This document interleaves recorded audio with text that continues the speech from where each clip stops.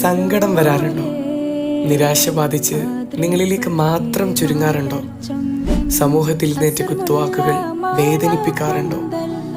നോവിൻ്റെ പത്മവ്യൂഹത്തിൽ ഒറ്റപ്പെട്ടു പോകുമ്പോൾ റസൂലിനെ ഓർക്കുക. മുഖം തെളിയും, ചിന്തകൾ തളിർക്കും, വഴികൾ തുറക്കും. നിങ്ങളുടെ നേതാവ് അകാരണം ആക്രമിക്കപ്പെട്ടവനായിരുന്നു. ഒരു മനുഷ്യൻ അനുഭവിക്കേണ്ടതിൻ്റെ പരമാവധി വേദന പേറിയവനായിരുന്നു. യതീമായി പിറക്കപ്പെട്ടു. അവഗണന നിറഞ്ഞ നാളുകളെ അതിജയിച്ചു. സ്നേഹത്തോടെ സംരക്ഷിച്ചവരെല്ലാം അടുത്തടുത്ത വർഷങ്ങളിൽ മൺമറഞ്ഞു. പ്രബോധനം കറുത്ത ഓർമ്മകൾ സമ്മാനിച്ചു. പിറന്ന നാട്ടിൽ സമൂഹമധ്യേ ആക്രമിക്കപ്പെട്ടു. അസത്യങ്ങൾ പ്രചരിപ്പിക്കപ്പെട്ടു. നാട് ബഹിഷ്കരിച്ചു. തണൽ തേടി പോയിടം കല്ലെറിഞ്ഞോടിച്ചു.